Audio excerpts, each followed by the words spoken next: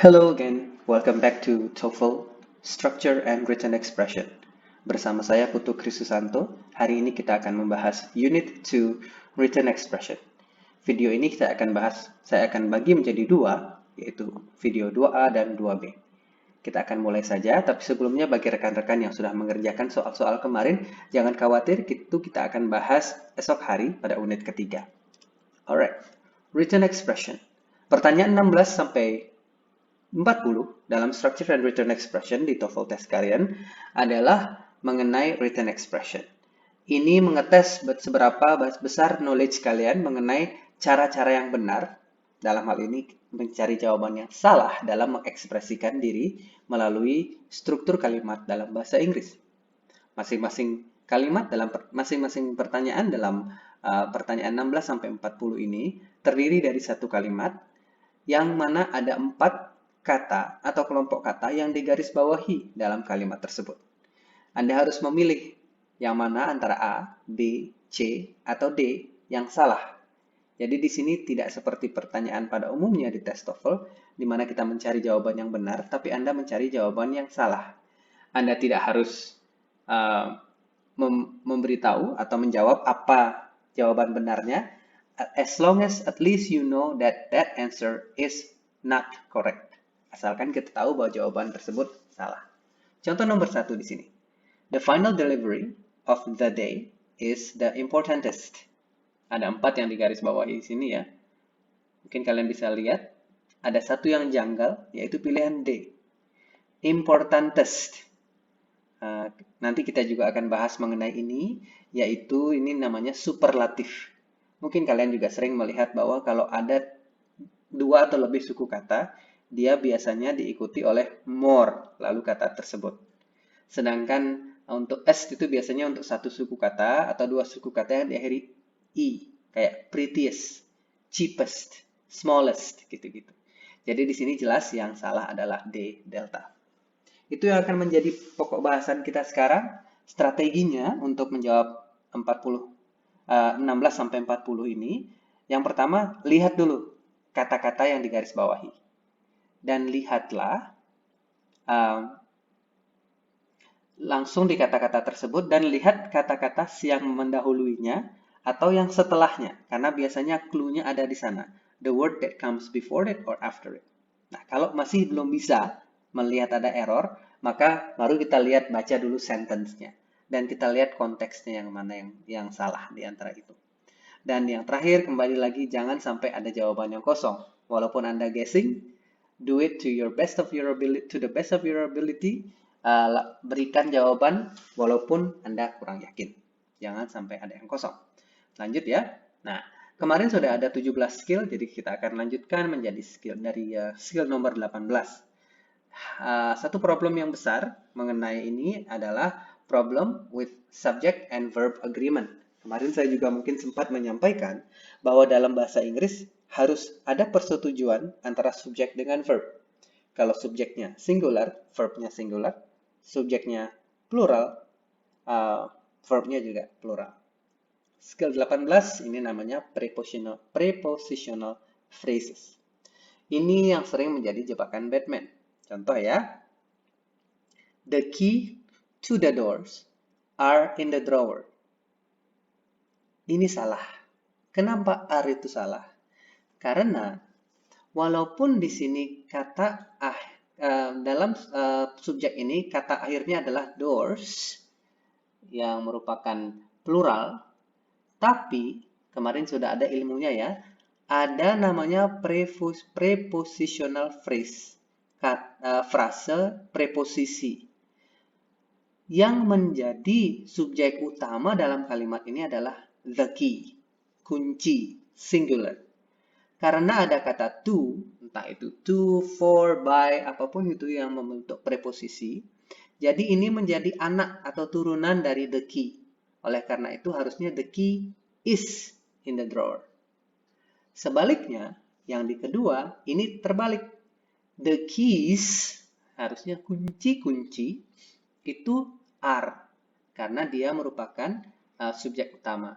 Jadi kita harus hati-hati dalam melihat ketika ada frase preposisi dalam subjek yang diawali dengan kata to, for, in, on, at, by, dan lain sebagainya, maka kita harus mencurigai bahwa ada subjek utama, seperti contohnya di sini, dan juga turunan dari subjek itu atau penjelas. Preposisi ini kan tujuannya untuk menjelaskan subjek itu.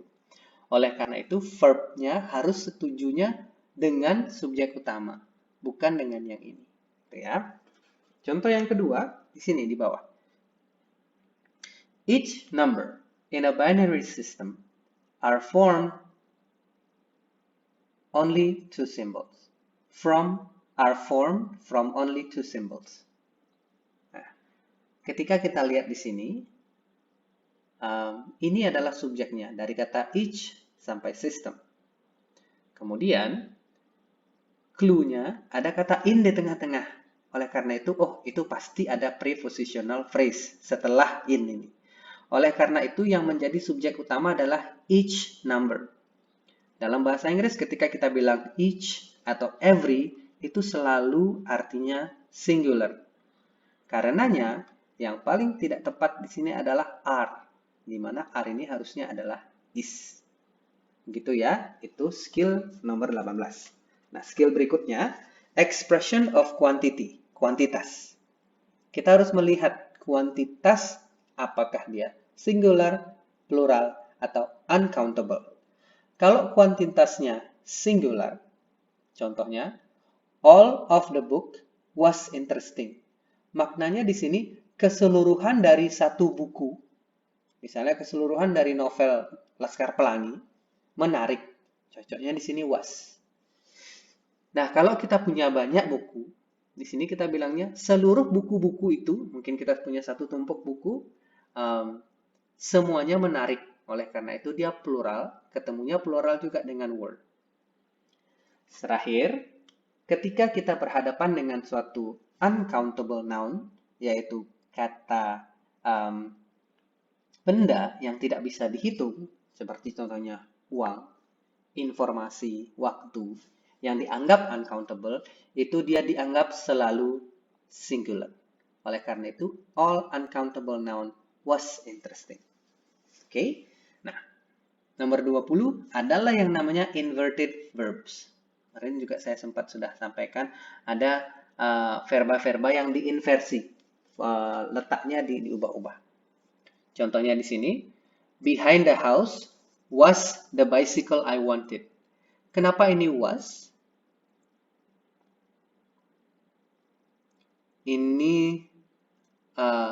Kenapa ini was dan ditandai? Ini artinya salah ya teman-teman ya. Behind the house was the bicycles I wanted. Di sini, di belakang rumah ada sepeda-sepeda yang saya inginkan. Karena sepedanya banyak, di sini namanya inverted subject. Subjeknya ditaruh di belakang. Ini gaya pembahasan saja. Karena ini plural, ini harusnya were. Nah, kebalikan dari itu. Behind the houses, ketika kita bilang di belakang rumah, itu kan keterangan saja. Itu bukan membentuk subjek. Subjeknya adalah sepeda. Ada sepeda yang saya inginkan. Harusnya di sini was. Ini terbalik antara satu sama lain. Persetujuannya adalah antara was dengan bicycles. Harusnya were dengan bicycles. Dan was dengan the bicycle. Oke. Nah, nomor 21 skillnya adalah ada beberapa kata yang secara gramatikal selalu singular. Contohnya, anybody, anyone, anything. Tadi saya sempat bilang everybody, everyone, everything. Nobody, no one, nothing. Somebody, someone, something. Kemudian each atau every. Each day, every day, every hour, itu selalu ditreat seolah-olah dia singular. Jadi kita tidak pernah mempluralkan itu. Ini beberapa contoh. Mohon maaf, yang pertama itu agak buram ya. Yang pertama, I will read it. If a glass lizard loses its tails, a new one grows to replace it.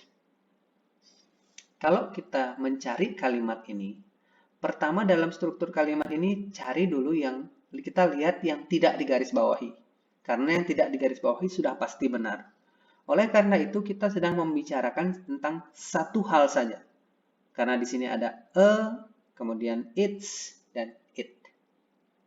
Nah, asumsi kita adalah pada saat yang sama, pada satu saat, kadal ini kan hanya punya satu ekor. Kenapa tails-nya di sini plural? Karena sudah jelas a new one.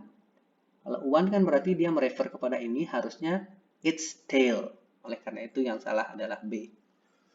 Yang kedua, Martin Luther King Jr.'s magnificent speaking ability, enabling him to effectively express the demands for social justice for Black Americans. Di sini, Martin Luther King Jr. magnificent speaking ability, ini tidak ada yang salah dengan itu subjeknya. Verbnya harus setuju dengan subjek. Dan ketika biasanya ada orang-orang nama-nama gini, biasanya tokoh-tokoh dalam sejarah, lebih cenderung ini harus diletakkan di masa lampau. Kemarin saya sampaikan kalau ada bentuk verb ditambah ing tapi nggak ada be sebelumnya, berarti itu salah. Dia tidak membentuk verb. Harusnya di sini enabled gitu aja. And the ability enabled him to effectively express the demands for social justice for Black Americans. Itu ya. Nah, itu beberapa contoh saja. Selanjutnya kita akan lanjutkan dengan yang berikutnya.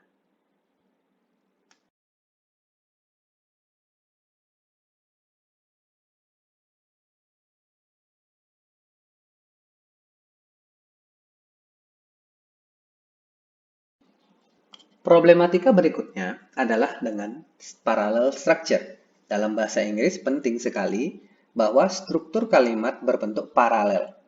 Contoh di sini, I like to sing and to dance. To diikuti oleh verb one, kemudian to diikuti oleh verb one. I like singing and dancing. Perhatikan kalau dia verb ing juga. Begitu ya. Nah, skill nomor 22, coordinate conjunction. Kemarin sudah sempat dibahas tentang ini, ada beberapa jenis kata sambung. Or, but, and, yet, dan lain sebagainya. Nah, kita lihat contoh-contohnya ya. I need to talk to the manager or the assistant manager. Jelas di sini, ini kata benda, ini kata benda. She is not a teacher, but a lawyer. Teacher kata benda, lawyer kata benda. You can choose from activities such as hiking. Nah, hiking di sini kata benda, ini namanya gerund ya teman-teman. Ketika ada verb ditambah ing, dia membentuk selain kata kerja. Dalam hal ini dia bisa membentuk kata benda atau kata kerja. Dalam hal ini hiking ini adalah kata benda, sorry. Activities such as hiking and kayaking. Jelas ya? Jadi dia bentuknya gerund dan gerund. Kemudian kalau ada verbs yang dihubungkan dengan coordinate conjunction. He eats and sleeps. Jelas ya? Bentuk kata kerjanya sama. Yang kedua, she invites us to her home but never talks with us. Invites, talks. Kata kerjanya sama bentuknya. You can stay home or go to the movies. You can stay or go. Bentuknya sama. Verb 1, verb 1. Masih berikutnya di sini ada tentang adjektif. Kalau kata sifat, sincere and nice. Sama-sama kata sifat. Bahasa Inggris itu begitu. Kalau kata sifat dua-duanya. Kalau kata kerja dua-duanya. Nggak boleh nyampur. Kita tidak bilang, I am nice and responsibility. Harusnya I am nice and responsible gitu ya. The exam he gave was short but difficult. Kata sifat, kata sifat. Class can be interesting or boring. Sifat, sifat. Nah, frase juga bisa dihubungkan dengan coordinate conjunction. Contohnya, there are students in the classroom and in front of the building. In, lalu kata benda, in kata benda. The papers are on my desk or in the drawer. Di satu tempat atau di tempat lain. The check-in will be ready at noon, but at 1. Oke, but ya. Nah,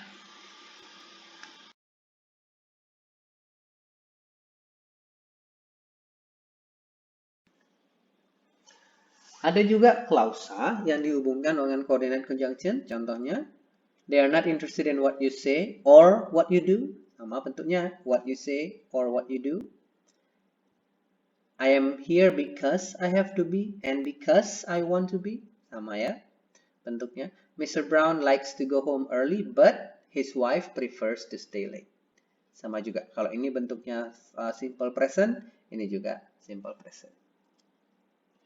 Ini contohnya same structure dihubungkan dengan same structure. Kalau dia lebih dari satu, nanti teman-teman akan melihat bahwa kebanyakan contohnya yang muncul kayak yang di sini adalah satu list yang terdiri dari A, B, C. Kadang-kadang kita harus membawa kecurigaan kita ke sana. Apakah struktur ini sudah benar paralel? Kemudian ada pair conjunction yang khusus. Kata-kata khusus misalnya both and. Both, where you went, and what you do. Kalau kita mengatakan both, pasti ada A dan B. Dua-duanya. Kalau either, entah si Mark atau si Sue. Ada si A atau si B. Kalau neither artinya tidak dua-duanya, diikuti oleh neither in my pocket nor in my purse. Neither temannya nor. Yang terakhir mungkin akan pernah dilihat, kalau ada not only itu temannya but also. Tidak hanya tapi juga. He is not only an excellent student but also an outstanding athlete. Contoh di sini. He wants either to go by train or by plane. Ini salah. Ini bentuknya tidak paralel. Yang harus dibenarkan adalah he wants either to go by train or to go by plane. Letaknya yang salah di sini. Atau kita bisa bilang he wants to go either by train or by plane. Bisa dilihat ya. Bentuknya harus sama. Ini satu kesatuan, ini satu kesatuan. Atau kalau to go-nya dipindahkan, pindahkan sekalian dia ke depan. He wants to go either, kemudian tinggal by train or by plane. Ini baru namanya struktur paralel.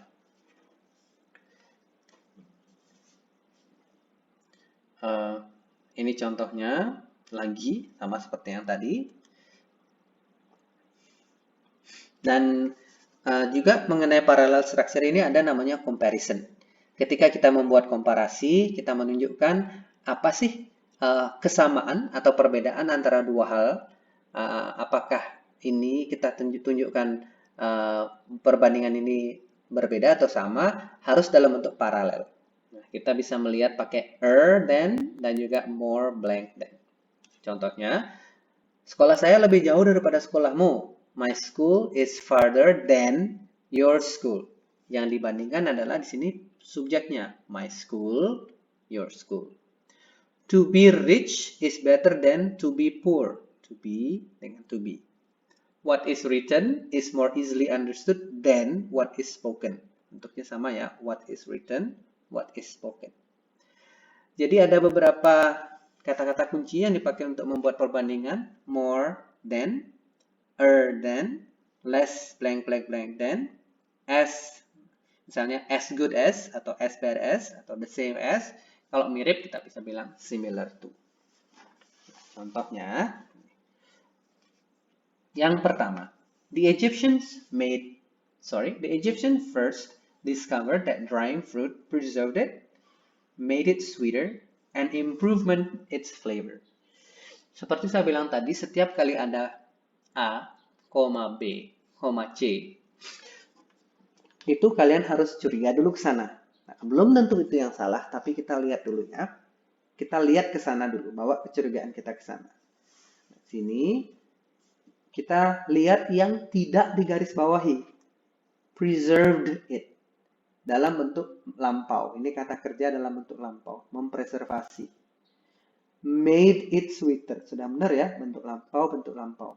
Sedangkan improvement, akhiran ENT, itu membentuk kata benda. Seperti development, improvement, procurement, itu kata benda semua. Harusnya ini improved its flavor. Gitu ya. Jadi di sini jawabannya adalah D delta. Sekali lagi, walaupun belum tentu ini yang salah, tapi bawalah kecurigaan Anda ke sana. Contoh yang kedua. The main advertising media include direct mail, radio, television, magazines, and newspaper. Ini ada 1, 2, 3, 4, 5 hal di sini. Ini sudah benar ya, 1, 1, 1. Sedangkan di sini, magazines kan plural. Kemudian newspapernya kenapa single? Harusnya magazines and newspapers, supaya kita konsisten. Oke. Kemudian ada skill terkait dengan yang komparatif dan superlatif. Bentuk komparatif dan superlatif. Ada 2 kan? Yang pertama, Bob is taller than Ron. Sally is more beautiful than Sharon. Ada 2 bentuk superlatif. More plus long adjective atau short adjective ditambah er, than. Kalau superlatif itu ada kata the, most, misalnya expensive. Kemudian ada the, seperti ini, cheapest.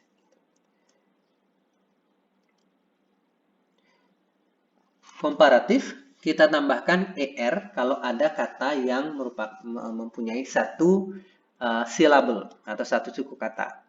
Harder, darker, faster. Seperti cheaper juga. Kalau ada kata yang diakhiri dengan huruf Y, seperti happy, easy, biasanya 2 suku kata ya, itu kita tinggal ganti Y-nya menjadi I dan tambah er. Happier, easier. Kita bisa gunakan more untuk lebih, kalau less untuk kurang. Kalau ada kata yang memiliki 2 atau lebih syllable, seperti more beautiful, less beautiful, more intelligent, less intelligent, more expensive, less expensive. Nah, kemudian ada tambahkan kata then setelah komparatif. Jika kita menspesifikasi bahwa orang kedua atau objek kedua, ya, itu kita perbandingkan. Misalnya, Peter is taller than Joe. Pizza Hut is more expensive than Papa Ron's pizza, maybe something like this. Kalau superlatif, kita tambahkan the, kemudian akhiran est untuk kata syllable, 1 syllable, 1 suku kata. The hardest, the darkest, the fastest, the cheapest, and so on. Kemudian kalau ada kata yang terdiri dari 2 suku kata dengan akhiran y, itu kita ubah menjadi east, happiest, easiest, trendiest, dan lain sebagainya. Kemudian, kalau dia 2 suku kata atau lebih, kata-kata panjang, kita pakai the most untuk yang paling dan the least untuk yang paling rendah ya. The most beautiful, the least beautiful, the most intelligent, and so on. Nah, kita gunakan kata-kata seperti in, of, dan that setelah superlatif. You are the most beautiful girl in the world. You are the most beautiful of the girls in the group. Dan you are the most beautiful girl that I have ever seen. Jadi kata-kata bantu ini, pronoun ini, bisa dipakai untuk membantu menjelaskan tentang superlatif. Itu saja kira-kira. Oh, satu lagi. Yang kemudian use-nya, bagaimana penggunaannya. Komparatif digunakan untuk membandingkan antara 2 hal yang kira-kira masih setara lah. Larger than, more intelligent than. Superlatif digunakan ketika kita membandingkan 2 hal atau lebih dan 1 diantaranya adalah yang paling atau yang terhebat, terbesar, the largest, the most intelligent, and so on. Kemudian ada bentuk ER yang irregular. Contohnya, the more children you have, the bigger the house you need. The harder you work, the more you accomplish. The greater the experience, the higher the salary. Jadi ketika kita membandingkan, semakin besarnya pengalaman, semakin tingginya gaji. Perbandingan-perbandingan yang kita bisa bikin ya. Nah, problem yang lain, misalnya di sini ada yang terkait dengan passive verb. Passive verb adalah ketika kita membentuk kalimat pasif dari kalimat aktif. Contohnya, Margaret wrote the letter. Kalau dibuat kalimat pasif menjadi the letter was written by Margaret. Yang menjadi perbedaan, sama seperti dalam bahasa Indonesia, penekanan dalam kalimat aktif adalah subjeknya yang melakukan satu aksi. Penting kita tahu bahwa Margaret lah yang menulis surat ini. Sedangkan kalau kalimat pasif, tidak begitu dipentingkan siapa yang melakukan aksi. Yang penting adalah aksi dilakukan terhadap subjek. Surat itu ditulis. Bisa saja kita tidak begitu mementingkan siapa yang menulis suratnya, yang penting suratnya itu sudah tertulis. Contohnya begini. It was near end of prehistoric times that the first wheel vehicles appeared. Ini merupakan kalimat pasif. Yang salah di sini yang A ya. It was near the end harusnya. Mendekati akhir prehistoric times ketika pertama ada wheeled vehicles, kendaraan yang beroda mulai muncul. Contoh yang kedua, in the United States, among 60% of the space on the pages of newspaper is reserved for advertising. Ini bentuk kalimat pasif, verb pasif yaitu is reserved. 60% dari halaman-halaman itu direservasi atau disimpan untuk iklan. Jadi, siapa yang melakukan penyimpanan nggak penting. Yang penting adalah space itu disimpan untuk iklan, direservasi. Bentuk yang passive voice biasanya adalah to be plus verb 3. To be-nya entah di masa kini atau masa lampau. Dalam hal ini, dia di masa kini karena dia menyatakan suatu fakta. Dalam kalimat ini yang salah adalah, ini sebenarnya sudah benar ya, is reserved bentuk ini sudah benar. Yang salah adalah A. Karena ketika kita bicara tentang kuantitas, 60% kalau kita bilang persentase, among ini nggak cocok. Yang cocok adalah around 60%. Mungkin itu saja dulu yang saya bisa bahas di unit 2A ini. Kita akan lanjutkan nanti, lanjut lagi di unit 2B dengan slide berikutnya.